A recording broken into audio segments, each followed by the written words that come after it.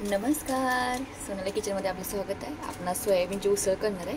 हे निबार आहे सोयाबीन आणि सोयाबीनच्या उसळीसाठी मी घेतले 3 मीडियम साईजचे कांदे, कोथिंबीर, लाल तिखट, हळद, मीठ, हिंग पावडर, शेंगदाण्याचं कूट, तेल, जिरे आणि नंतर शिजताना आपण पाणी घालणार आहे। हे निबार आहे त्यामुळे आपण ह्याची भाजी करणार आहे।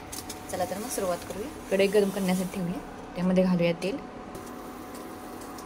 जिरे घालूया। तेल गरम झाले, कांदा भाजून घ्या आणि नंतर मग हे सोयाबीन टाकूया। कांदा भाजले, त्यामध्ये घालूया सोयाबीन भाजले। आता ह्यामध्ये घालूया हा माल मसाला,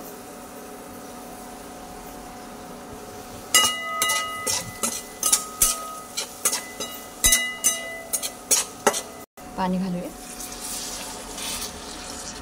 10 ते 15 मिनिटं झाकून ठेवूया हे। चला तर मग झाकून उघडून बघूया सोयाबीनची भाजी कशी दिसते बघा।